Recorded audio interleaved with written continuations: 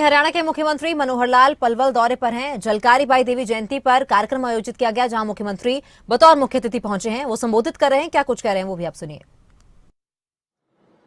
बहुत कम लोग जानते रहे हैं। जब इस कार्यक्रम की योजना बनाई गई, कुछ दिन के बाद व्यवस्था में लगे, तैयारी में लगे हुए हमारे बहुत से लोग, चाहे वो पार्टी के नाते से थे और चाहे कोली समाज के लोग थे, उन्होंने मेरे से प्रश्न पूछा, आखिर आप वीरांगना झलकारी बाई जी का नाम कहां से लेके आए। भाइयों बहनों, थोड़ा बहुत इतिहास की जानकारी, खास करके इस देश के स्वराज्य की जानकारी, स्वाधीनता के इतिहास की जानकारी थोड़ी रखता हूं। 1857 में हमने झांसी की रानी का नाम तो लड़ते हुए उस समय आज भी याद करते हैं। बचपन में स्कूल में पढ़ते थे, बुंदेले हर बोलों के मुंह हमने सुनी कहानी थी, खूब लड़ी मर्दानी वह तो झांसी वाली रानी थी। जब झांसी की रानी का इतिहास पढ़ा तो तब ध्यान में आया कि झांसी की रानी की हम शक्ल आप आज फोटो में भी देख रहे होंगे। झलकारी बाई जी का चित्र थोड़ा नीचे करेंगे, ध्यान में आएगा। झलकारी बाई जी का चित्र ठीक झांसी की रानी जी की शक्ल से मिलता जुलता है। वो एक प्रकार से दूसरी झांसी की रानी थी। अंग्रेजों से लोहा लेने वाली ये झांसी की रानी से कम नहीं थी झलकारी बाई, और विशेष तौर पर कोली समाज से संबंध रखती थी। इनके बारे में मध्य प्रदेश में, उत्तर प्रदेश में तो बहुत चर्चाएं हैं। वहां इनके कई म्यूजियम बने हुए हैं, स्टैच्यू बने हुए हैं, इनके नाम से संस्थाएं हैं। अभी कुछ वर्ष पहले प्रधानमंत्री जी ने वीरांगना झलकारी बाई जी के नाम से एक डाक टिकट भी जारी किया था। इस लेवल का ये नाम है। अच्छा, हम बताएंगे जो हम बैठे हुए वास्तव में जिन्होंने झलकारी बाई जी का नाम पहले से सुन रखा था, वो जरा हाथ खड़ा करें। मात्र 5% लोग हैं। और जिन्होंने झांसी की रानी लक्ष्मीबाई का नाम सुन रखा है, वो हाथ खड़ा करें। ये सब 100% है। तो जैसे झांसी की रानी लक्ष्मीबाई का नाम है, वैसे ही उन्हीं की सेनापति रही, उनकी जो महिला सेना थी, उस महिला सेना में वो सेनापति बनी, उनका नाम वीरांगना झलकारी बाई है। तो इस नाते से आज मैं भी उनको सम्मान देते हुए, उनको याद करते हुए हरियाणा की जनता की ओर से उनको नमन करता हूं, श्रद्धांजलि अर्पित करता हूं। उनका जन्म 22 नवंबर 1830 में हुआ था। 1857 की लड़ाई में 27 वर्ष की आयु उनकी हो गई थी। अभी आज 20 नवंबर, परसों ही वास्तव में उनका जन्मदिन है। वो तो कुछ कार्यक्रम मिला करके मुझे आज के दिन को चयन करना पड़ा कि और भी मेरे कार्यक्रम आज के दिन बने हुए। हमने कहा झलकारी बाई जी का भी कार्यक्रम है और भी सब दिन भर के कार्यक्रम रखे जाए। इतनी बड़ी संख्या में आए, क्योंकि मेरी जानकारी के हिसाब से हमारा जो कोली समाज है वो ये 3-4 जिलों में ही ज्यादा रहता है, जिसमें पलवल है, फरीदाबाद है, नूंह है, गुरुग्राम है। तो यहां आप लोग, मैं तो निवेदन यही करूंगा, आपके जो मुखिया लोग हैं वो पहले से भी इनके जन्म को मनाते तो रहे हैं, लेकिन एक छोटे से स्थान के ऊपर अपने कार्यालय में कहीं बैठ करके पूजा कर ली, थोड़ा नाम ले याद कर लिया, लेकिन उनको अमर कैसे किया जाए, उनके प्रति कैसे उनकी जीवनी का व्याख्यान करके नई आने वाली पीढ़ी, हमारी बेटियां उनको कैसे प्रेरित किया है। महिला समाज को प्रेरणा, महिला हमारी वीरांगनाएं बहुत हुई हैं, युद्ध में बहुत भाग लिया, और आज तो नए रूप से महिलाएं कहीं पायलट बन रही हैं, महिलाएं कहीं अंतरिक्ष में जा रही हैं, महिलाएं सेना में भर्ती हो रही हैं, महिलाएं आत्मरक्षा के नाते से बहुत सी अपनी डिफेंस एकेडमियां चला रही हैं। महिलाएं खेलों में इतना आगे बढ़ गई हैं अपने ताकत से, शारीरिक ताकत के बल पर, अपने बुद्धि के बल पर। महिलाओं को और प्रेरणा मिले, इस नाते से स्वामी, इस नाते से हमको वीरांगना झलकारी बाई जी के नाम को भी याद रखे आगे बढ़ाना चाहिए।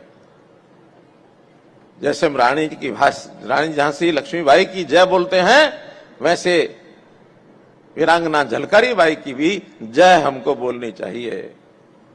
जोर से बोलो, वीरांगना झलकारी बाई की, वीरांगना झलकारी बाई की, वीरांगना झांसी की रानी लक्ष्मीबाई की। ये याद कराने के लिए आपके बीच में मैं आया हूं। मैं तो आज के इस अवसर पर एक और घटना याद कर रहा हूं, घटना को इस रूप में रख रहा हूं जैसे भगवान राम ने लंका जाने के लिए एक पुल का निर्माण किया था। अब उस पुल को राम जी की सेना, वानर सेना, उसने बनाना शुरू किया। पत्थर पर राम जी का नाम लिखते थे, वो समुद्र में डाल देते थे। कहते हैं कि वो नाम लिखा हुआ पत्थर भी तैरता रहता था, समुद्र में जाता नहीं था। धीरे धीरे मार्ग बन रहा था। किसी एक वानर सेना के सदस्य ने देखा कि छोटी एक, क्या उसको बोलते हैं, गिलहरी, गिलहरी पानी में जाकर के अपने शरीर को भिगा लाती थी, फिर रेत में जाकर के अपने शरीर पर रेत चिपका लेती थी, और उस पुल पर जाकर के अपने शरीर को कंपा करके झाड़ देती थी। वो रेत उस पुल पर आ जाता था। ये काम कर रही थी। तो वानर सेना के एक सदस्य ने पूछा कि बहन गिलहरी, ये तुम क्या कर रही हो? हम तो पत्थर उठा के ला रहे हैं और तुम ये आ रही हो, जा रही हो, किसी के पैर के नीचे आ जाओगी, मर जाओगी। गिलहरी ने कहा कि नहीं, मैं भी भगवान राम की भक्त हूं, मुझे भी इस पुल बनाने में अपना योगदान करना है। मैं जाकर के थोड़ा थोड़ा रेत लाती हूं, मुझे पता है इस रेत से बहुत बड़ा सहारा तो नहीं लगेगा, लेकिन जब कभी इस पुल के निर्माण की कथा कहानी इतिहास में सुनाई जाएगी, भविष्य में सुनाई जाएगी, इतिहास बनेगा, तो उस समय जहां वानर सेना का नाम लिया जाएगा, वहां गिलहरी का भी नाम तो जरूर लिया जाएगा। मैं इसको एक और प्रसंग के साथ जोड़ रहा हूं, आपको आनंद आएगा। भारतीय जनता पार्टी यह पहले जनसंघ के रूप में 1951 में बनी थी।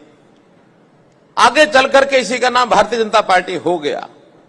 हरियाणा में मैं स्वयं इस पार्टी के साथ बहुत ही सक्रिय रूप से 1994 से जुड़ा हूं, और 1994 में हम लोग जब काम करते थे, निश्चित रूप से उन सब कामों का, जितने भी कार्यकर्ता थे, उन सब का कहीं ना कहीं योगदान था। आज वो कार्यकर्ता हमारे बीच में हैं या नहीं है, लेकिन हर एक का योगदान भारतीय जनता पार्टी के राज को लाने में रहा है हरियाणा में। तो मैं ऐसे एक शख्स को याद कर रहा हूं जिसका संबंध आप लोगों से मैं जोड़ूंगा। वो हमारे उस समय एक महामंत्री होते थे, श्री रामफल कोली। दिन रात काम करते थे। हम दिन रात काम करके पार्टी के काम को नीचे बूथ लेवल से लेकर के प्रदेश स्तर तक तैयार करने के लिए लगातार एक ही स्थान पर इकट्ठे रहते थे, परामर्श करते थे, कार्यकर्ताओं खड़ा करते थे, उनके दुख सुख के सहभागी बनते थे। आज रामफल कोली हमारे बीच में तो नहीं है, लेकिन मैं श्रेय देता हूं कि आज के शासन में रामफल कोली जी का भी वो जरूर योगदान रहा है जो शायद गिलहरी ने कहा था कि मेरा नाम याद किया जाएगा इस पुल के बनने में, इस राज के बनने में। रामफल कोली जी का नाम लिए बिना मैं रह ही नहीं सकता। वो हमारे नेता थे। तो मित्रों, भाई बहनों, मैं समाज के उन सब लोगों का बहुत आभारी हूं कि जिन्होंने झलकारी बाई जी को पहले याद रखा, आज भी लगातार याद बनाए रखने के लिए इतनी बड़ी संख्या में आप यहां आए हैं। मैं आपसे कहूंगा कि लगातार इस काम को आप लोग करते रहें। झलकारी बाई जी का वर्णन मैथिली शरण गुप्त ने, बहुत बड़े कवि हुए हैं, उन्होंने अपनी कविता में एक जगह लिखा है, आकर रण में ललकारी थी, आकर रण में ललकारी थी, वह तो झांसी की झलकारी थी। गोरों से लड़ना सिखा गई, रानी बन जौहर दिखा गई, है इतिहास में झलक रही, वह भारत की ही नारी थी, आकर रण में ललकारी थी, वह तो झांसी की झलकारी थी। उन्होंने वर्णन किया अपनी कविताओं। लेकिन हमें इस बात का भी कष्ट है, बहुत से अनसंग हीरोज इतिहास भरा पड़ा है, उनका नाम हमारे आगे नहीं बढ़ाया। ये मोदी जी की सरकार है, वो हमेशा महापुरुष हैं, जितने भी पुरुष महिलाएं हैं जिनका योगदान है उनको ला रहे हैं।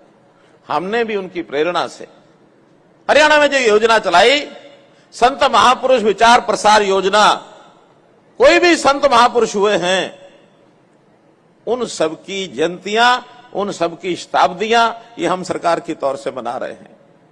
चाहे वो महर्षि वाल्मीकि जी हो, चाहे गुरु रविदास जी हो, चाहे भक्त कबीर जी हो, चाहे बाबा साहब अम्बेडकर हो, आज झलकारी देवी वीरांगना का ये जयंती का दिन भी उसी योजना के अंतर्गत हम मना रहे हैं।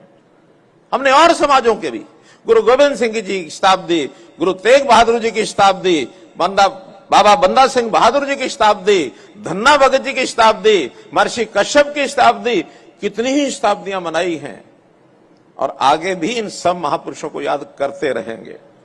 और हमने केवल शताब्दियां मनाई ऐसी नहीं है, हम तो इन महापुरुषों के नाम को अमर रखने के लिए इनके नाम से बड़ी बड़ी संस्थाओं के नाम भी रख रहे हैं। आज मैं अभी पलवल में ही कौशल विश्वविद्यालय में होके आया, भगवान विश्वकर्मा जी के नाम से हमने उनका नाम रखा। लेकिन पिछली जो सरकारें थी वो किनके नाम से नाम रखती थी, किनके नाम से रखनी थी? एक परिवार वो चमक रहा है और बाद में जो आए वो भी कोई अपने बाप के नाम से, कोई दादा के नाम से आज भी लगे हुए हैं। गांधी परिवार तो एक है, बाकियों ने कौन सा छोड़ दिया, वो भी तो बाप दादा के नाम से ही रख रहे हैं।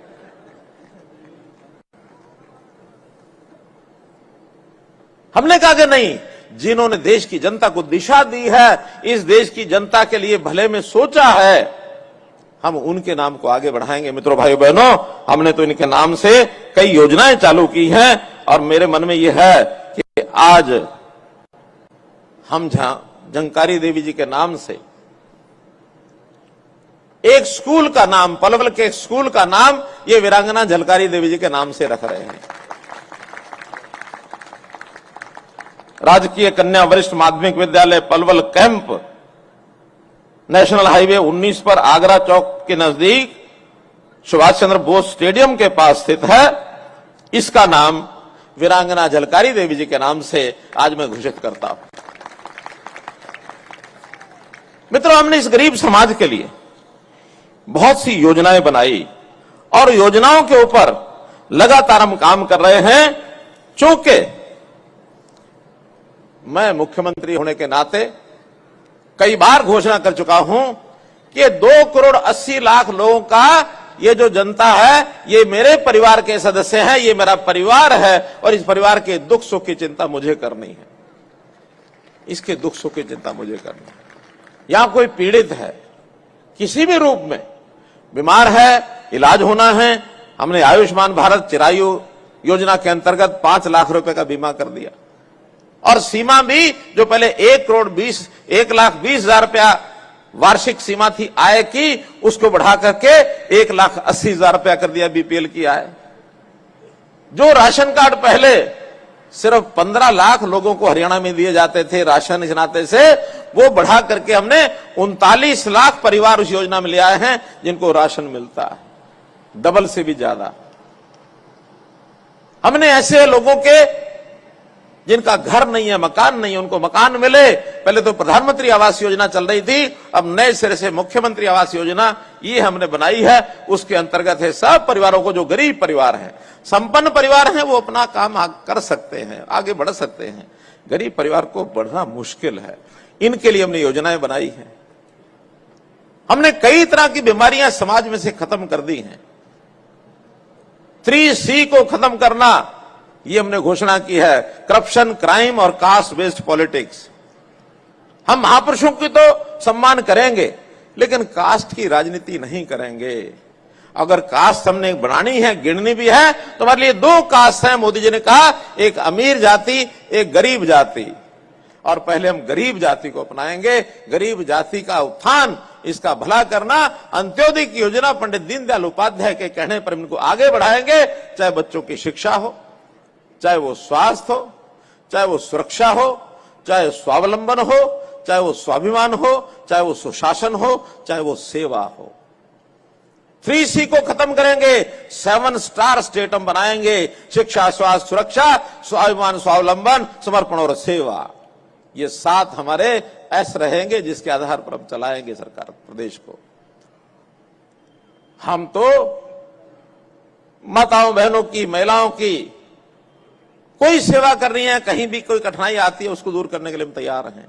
स्कूली बच्चे, उनकी फीस का विषय हो, उनको प्राइवेट स्कूल में जाना तो वहां की फीस का विषय हो, उनकी वर्दी का विषय हो, ये सब हम करेंगे। मकान की मरम्मत हो, हमने 30,000 से बढ़ा करके उसको 80,000 रुपया कर दिया, ये हम देने के लिए तैयार, हम योजना बनाई है। हमने बेटियों की शादी के लिए मुख्यमंत्री विवाह शगन योजना के अंतर्गत 71,000 रुपया हर बेटी की शादी पर हम गरीबों को देते हैं। ये हमारी योजना है। इसमें चाहे वो ऐसी समाज है, चाहे वो अन्य समाज है, गरीब है तो गरीब है। इन गरीबों की योजनाएं हमने बनाई है। एक योजना हमने ऐसी भी बनाई है जिसकी चर्चा में बहुत ज्यादा की नहीं है, आज मैं पहली बार मंच से चर्चा कर रहा हूं उसकी।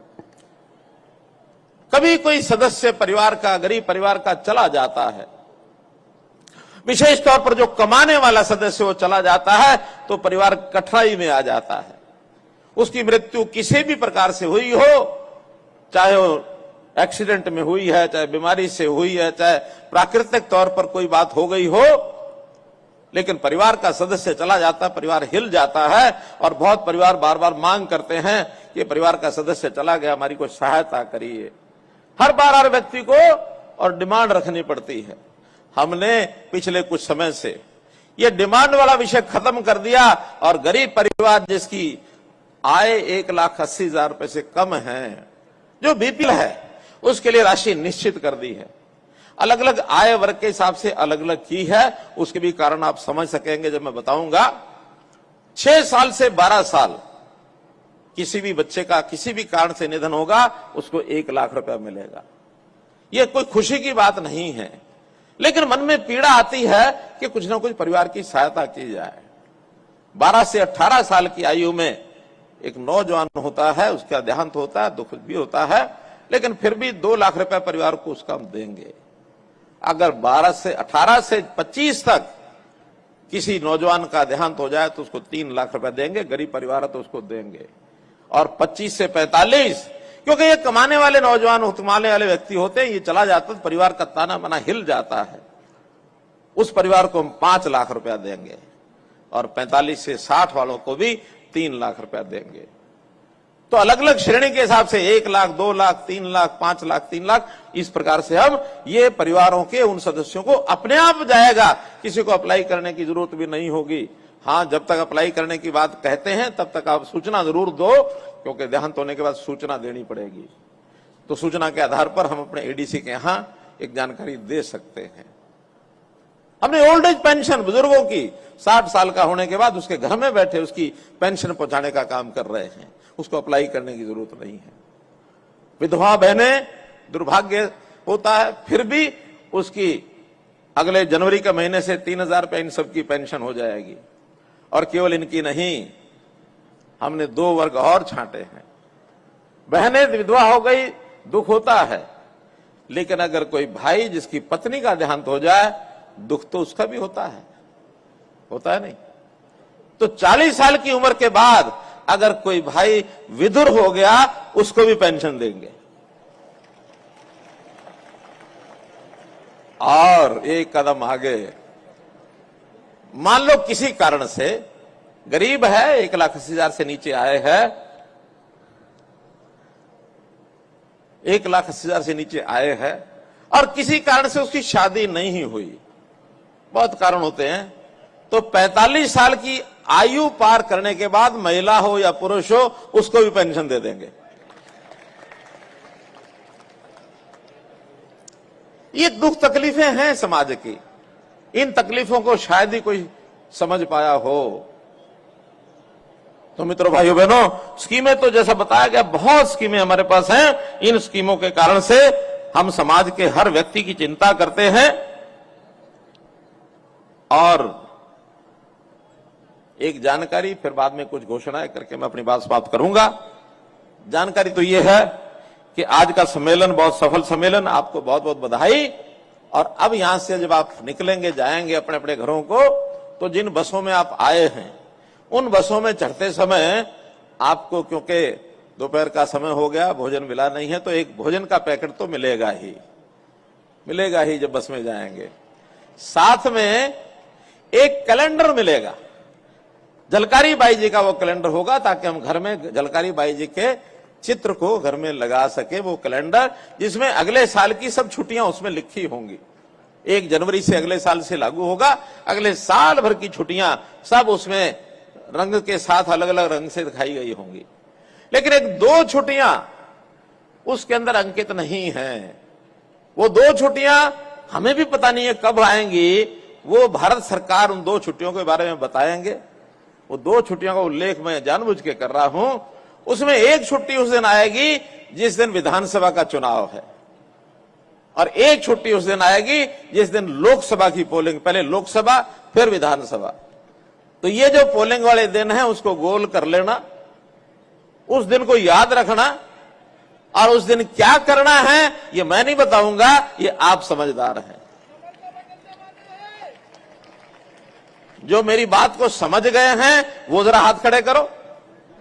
बहुत बहुत धन्यवाद, बहुत बहुत धन्यवाद, बहुत बहुत धन्यवाद। तो इसलिए मैं आज कुछ और 1-2 घोषणाएं मैं करना चाहता हूं। एक तो जैसे मुझे मांग रखी गई यहां कि हमारा कोली समाज का कोई भवन नहीं है, तो यहां पलवल में वार्ड नंबर 4 में हमारे साथियों ने एक जगह देखी है, तो वो मोहन नगर वार्ड नंबर 4 के अंदर एक बहुत भव्य सुंदर कोली समाज के नाम से बनाया जाएगा।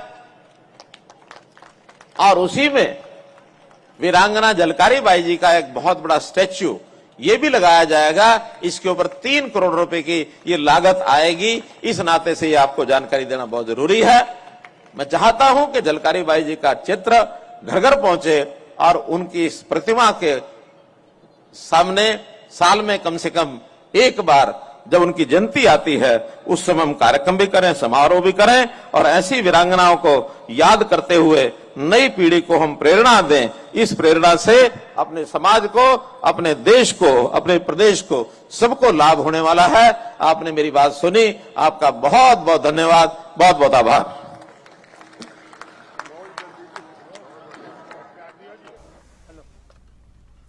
तो मुख्यमंत्री मनोहर लाल पलवल पहुंचे हैं, जहां पहुंचकर उन्होंने बड़ी घोषणाएं की हैं।